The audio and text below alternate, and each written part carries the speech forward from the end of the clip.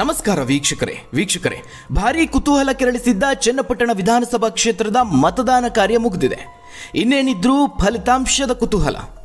BJP JDS ಮೈತ್ರಿಕೂಟದ NDA ಅಭ್ಯರ್ಥಿ ನಿಖಿಲ್ ಕುಮಾರಸ್ವಾಮಿ, ಮತ್ತೊಂದು ಕಡೆ ಕಾಂಗ್ರೆಸ್ ಅಭ್ಯರ್ಥಿ ಸಿಪಿ ಯೋಗೇಶ್ವರ್, ಇವರಿಬ್ಬರಲ್ಲಿ ಯಾರು ಗೆಲುವನ್ನು ಸಾಧಿಸುತ್ತಾರೆ?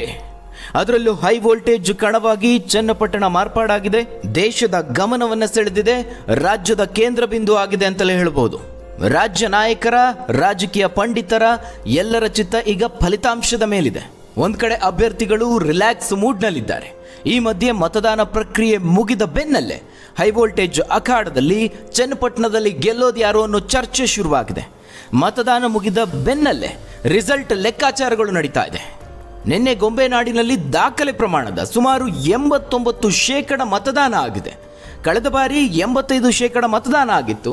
ಕಳೆದ ಬಾರಿಗಿಂತ ಈ ಬಾರಿ 3% 4%ನಷ್ಟು ಮತದಾನ ಹೆಚ್ಚಳ ಆಗಿದೆ.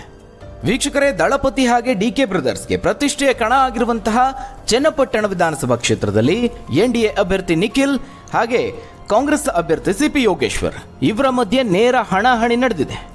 ಈಗಾಗಲೇ ಕ್ಷೇತ್ರದಲ್ಲಿ ಬೆಟ್ಟಿಂಗ್ ನಡೀತಾ ಇದೆ. ಮತದಾನ ಮುಗಿದ ಬೆನ್ನಲ್ಲೇ ಉಭಯ ಪಕ್ಷಗಳ ನಾಯಕರು, ಕಾರ್ಯಕರ್ತರು ಗೆಲ್ಲುವ ಕುದುರೆ ಮೇಲೆ ಬೆಟ್ಟಿಂಗ್ ಹಾಕ್ತಿದ್ದಾರೆ. ನಿಖಿಲ್ ಕುಮಾರಸ್ವಾಮಿ ಹಾಗೆ ಸಿಪಿ ಯೋಗೇಶ್ವರ್ ಮೇಲೆ ಕೋಟ್ಯಾಂತರ ರೂಪಾಯಿ ಬೆಟ್ಟಿಂಗ್ ನಡೀತಾ ಇದೆ. ಎರಡೂ ಕಡೆಯಿಂದ ಚುನಾವಣೆಯಲ್ಲಿ ಹಣದ ಹೊಳೆಯೇ ಹರಿದಿದೆ. ಪ್ರತಿ ವೋಟ್ಗೆ 4,000 to 6,000 ಕೊಟ್ಟಿದ್ದಾರೆ ಅನ್ನುವಂಥ ಸುದ್ದಿ ವರದಿಯಾಗಿದೆ. ಹೀಗಾಗಿ ಚನ್ನಪಟ್ಟಣದ ಪಟ್ಟ ಯಾರಿಗೆ ಸಿಗುತ್ತೆ, ಇಲ್ಲಿ ಗೆಲ್ಲೋದ್ಯಾರು, ಸೋಲೋದ್ಯಾರು ಅನ್ನೋ ಲೆಕ್ಕಾಚಾರ ಬಿರುಸಿನಿಂದ ನಡೀತಾ ಇದೆ. ಇನ್ನು ವೀಕ್ಷಕರೇ, ಫಲಿತಾಂಶದ ಮೇಲೆ ಹಲವು ನಾಯಕರ ಭವಿಷ್ಯ ನಿಂತಿದೆ. ಕಾಂಗ್ರೆಸ್ ಅಭ್ಯರ್ಥಿ ಸಿಪಿ ಯೋಗೇಶ್ವರ್ ಗೆದ್ರೆ ಡಿಕೆ ಶಿವಕುಮಾರ್ ಅವರ ವರ್ಚಸ್ಸು ಮತ್ತಷ್ಟು ವೃದ್ಧಿ ಆಗುತ್ತೆ. ಈಗಾಗಲೇ ಬೆಂಗಳೂರು ಗ್ರಾಮಾಂತರ ಲೋಕಸಭಾ ಸೋಲಿನ ಬಳಿಕ ಡಿಕೆ ಬ್ರದರ್ಸ್ಗೆ ಸಂಕಷ್ಟ ಎದುರಾಗಿದೆ. ಹೀಗಾಗಿ ಯೋಗೇಶ್ವರ್ ಅವರು ಗೆದ್ದರೆ ಆ ಡ್ಯಾಮೇಜ್ ಕಂಟ್ರೋಲ್ ಮಾಡೋದಕ್ಕೆ ಅನುಕೂಲ ಆಗುತ್ತೆ. ಸಿಪಿ ಯೋಗೇಶ್ವರ್ ಅವರಿಗೆ ಅಹಿಂದ ಮತಗಳು ಹೆಚ್ಚಾದರೆ ಸಿಎಂ ಸಿದ್ದರಾಮಯ್ಯ ಅವರಿಗೆ ಪ್ಲಸ್ ಆಗುತ್ತೆ. ಮತ್ತೊಂದು ಕಡೆ ನಿಖಿಲ್ ಕುಮಾರಸ್ವಾಮಿ ಅವರ ವಿಚಾರಕ್ಕೆ ಬಂದರೆ, ಕೇಂದ್ರ ಸಚಿವ ಜೆಡಿಎಸ್ ನಾಯಕ ಎಚ್.ಡಿ. ಕುಮಾರಸ್ವಾಮಿ ಅವರಿಗೂ ಗೆಲ್ಲಲೇಬೇಕಾದಂತಹ ಟಾಸ್ಕ್ ಇದು. ಬಿಜೆಪಿ ಹೈಕಮಾಂಡ್ ಗೆಲ್ಲಲೇಬೇಕು ಅಂತ ಟಾಸ್ಕ್ ನೀಡಿದೆ. ನೀವು ಹೇಳಿದವರಿಗೆ ನಿಮ್ಮ ಕುಟುಂಬಕ್ಕೆ ಟಿಕೆಟ್ ಅನ್ನು ಕೊಟ್ಟಿದ್ದೀವಿ, ಹೀಗಾಗಿ ಚನ್ನಪಟ್ಟಣದಲ್ಲಿ ಗೆಲ್ಲಿಸಿಕೊಳ್ಳಲೇಬೇಕು ಅನ್ನುವ ಟಾಸ್ಕ್ ಇದೆ. ಆ ಒಂದು ಜವಾಬ್ದಾರಿ ಕುಮಾರಸ್ವಾಮಿ ಅವರ ಮೇಲಿದೆ. ಈ ಚುನಾವಣೆಯಲ್ಲಿ ಗೆಲ್ಲಿಸಿದ್ರೆ ಮಾತ್ರ ಎಚ್.ಡಿ.ಕೆ ಮೇಲೆ ಬಿಜೆಪಿ ಹೈಕಮಾಂಡ್ ನಂಬಿಕೆ ಹೆಚ್ಚುತ್ತೆ. ಒಂದು ವೇಳೆ ಈ ಚುನಾವಣೆಯಲ್ಲಿ ಸೋತ್ರೆ ಕುಮಾರಸ್ವಾಮಿ ಅವರ ವರ್ಚಸ್ಸು ಕುಗ್ಗುವ ಸಾಧ್ಯತೆ ಇದೆ. ಜೊತೆಗೆ ಎನ್ಡಿಎ ಮೈತ್ರಿಕೂಟದಲ್ಲೂ ಜೆಡಿಎಸ್ ಪ್ರಾಬಲ್ಯದ ಮೇಲೆ ಇದು ಹೊಡೆತವನ್ನು ಕೊಡುತ್ತೆ. ಅಲ್ಲಿ ಜೆಡಿಎಸ್ನ ಪ್ರಾಬಲ್ಯ ಕುಗ್ಗುತ್ತೆ. ಇನ್ನು ಬಿಜೆಪಿ ಗೆಲ್ಲಲೇಬೇಕು ಅನ್ನುವಂತಹ ಟಾಸ್ಕ್ ಕೊಟ್ಟಿದೆ ಅನ್ನೋದಕ್ಕಿಂತ ವಿಶೇಷವಾಗಿ ಈ ಚುನಾವಣೆ ಗೆಲ್ಲಲೇಬೇಕಾದ ಅನಿವಾರ್ಯತೆ ಇದೆ. ಯಾಕಂದರೆ ಚುನಾವಣೆ ನಿಂತಿರೋದು ಎಚ್.ಡಿ.ಕೆಯ ಪುತ್ರ. ಈಗಾಗಲೇ ಮಂಡ್ಯ ಲೋಕಸಭಾ ಚುನಾವಣೆ ಹಾಗೆ ಕಳೆದ ವಿಧಾನಸಭಾ ಚುನಾವಣೆಯಲ್ಲಿ ಹೀನಾಯವಾಗಿ ಸೋತಿರುವಂತಹ ಮಗ ನಿಖಿಲ್ಗೆ ರಾಜಕೀಯ ನೆಲೆಯನ್ನು ಕಲ್ಪಿಸಿಕೊಡಬೇಕಾದ ಜವಾಬ್ದಾರಿ ಎಚ್.ಡಿ.ಕೆ ಅವರ ಮೇಲಿದೆ.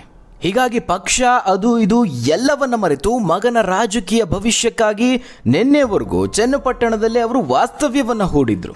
ಒಂದು ವೇಳೆ ಇಲ್ಲಿ ಸೋತ್ರೆ ನಿಖಿಲ್ ರಾಜಕೀಯ ಭವಿಷ್ಯವೂ ಮುಗಿಯುತ್ತೆ, ಅತ್ತ ಕುಮಾರಸ್ವಾಮಿ ಅವರ ವರ್ಚಸ್ಸು ಕುಗ್ಗೋದು ಪಕ್ಕ ಅಂತ ರಾಜಕೀಯ ಪಂಡಿತರು ಹೇಳ್ತಿದ್ದಾರೆ.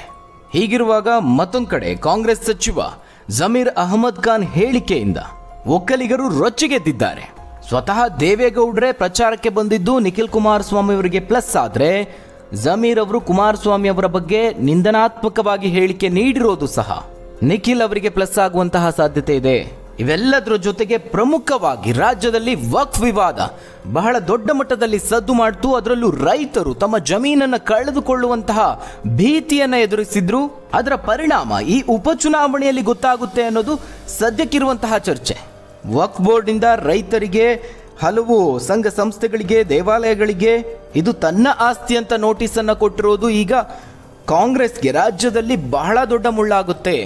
ಈ ವಕ್ಫ್ ವಿವಾದದಿಂದಲೂ ಚನ್ನಪಟ್ಟಣದಲ್ಲಿ ನಿಖಿಲ್ ಅವರಿಗೆ ಪ್ಲಸ್ ಆಗುತ್ತೆ. ಈ ಎಲ್ಲ ಲೆಕ್ಕಾಚಾರದಿಂದ ನಿಖಿಲ್ ಕುಮಾರಸ್ವಾಮಿ ಅವರು ಇಲ್ಲಿ ಜಯಬೇರಿ ಬಾರಿಸ್ತಾರೆ ಅಂತ ಸಮೀಕ್ಷೆಗಳು ಹೇಳ್ತಾ ಇದೆ. ಅದರಲ್ಲೂ ಕಾಂಗ್ರೆಸ್ ಬಹುವಾಗಿ ನಂಬಿಕೊಂಡಿರೋದೇ ಮುಸ್ಲಿಂ ಮತದಾರರನ್ನ. ಆದರೆ ಚನ್ನಪಟ್ಟಣದಲ್ಲಿ ಮುಸ್ಲಿಂ ಮತದಾರರು ಭಾಗಶಃ ಮಾತ್ರ ಕಾಂಗ್ರೆಸ್ ಕಡೆಗೆ ಒಲವನ್ನು ತೋರಿಸಿರುವಂಥದ್ದು. ಅಲ್ಲಿ ಈ ಮುಂಚಿನಂತೆಯೇ ಮುಸ್ಲಿಂ ಮತದಾರರು ಅಪಾರ ಪ್ರಮಾಣದಲ್ಲಿ ಜೆಡಿಎಸ್ಗೆ ಬೆಂಬಲವನ್ನು ಸೂಚಿಸಿದ್ದಾರೆ. ಮತ್ತೊಂದು ಕಡೆ ಒಕ್ಕಲಿಗರು ಬಹುತೇಕ ಜೆಡಿಎಸ್ಗೆ ಬೆಂಬಲವನ್ನು ನೀಡಿದ್ರೆ ಲಿಂಗಾಯತ ಬ್ರಾಹ್ಮಣ ಸೇರಿ ಹಲವು ಬೇರೆ ಬೇರೆ ಜಾತಿಗಳ ಬೆಂಬಲ JDSಗೆ ಸಿಗುತ್ತೆ. ಈ ಎಲ್ಲ ಅಂಶಗಳನ್ನು ಪರಿಗಣಿಸಿ ನಿಖಿಲ್ ಗೆಲುವಿಗೆ ಬಹಳ ದೊಡ್ಡ ಚಾನ್ಸ್ ಇದೆ ಅಂತ ಲೆಕ್ಕಾಚಾರ ಹಾಕಲಾಗ್ತಾ ಇದೆ. ಒಟ್ಟಾರೆಯಾಗಿ ನವೆಂಬರ್ 23ರಂದು ಯಾರ ಗೆಲುವು ಯಾರ ಸೋಲು ಅನ್ನುವ ಭವಿಷ್ಯ ನಿರ್ಧಾರ ಆಗುತ್ತೆ. ಹಾಗಾದರೆ ವೀಕ್ಷಕರೇ, ನಿಮ್ಮ ಪ್ರಕಾರ ಯಾರು ಚನ್ನಪಟ್ಟಣದಲ್ಲಿ ಗೆಲುವನ್ನು ಸಾಧಿಸ್ತಾರೆ? ನಿಖಿಲ್ ಕುಮಾರಸ್ವಾಮಿನ, CP ಯೋಗೇಶ್ವರ? ತಪ್ಪದೆ ನಿಮ್ಮ ಅನಿಸಿಕೆ ಅಭಿಪ್ರಾಯವನ್ನು ಕಮೆಂಟ್ ಮೂಲಕವಾಗಿ ತಿಳಿಸಿ. ಧನ್ಯವಾದಗಳು.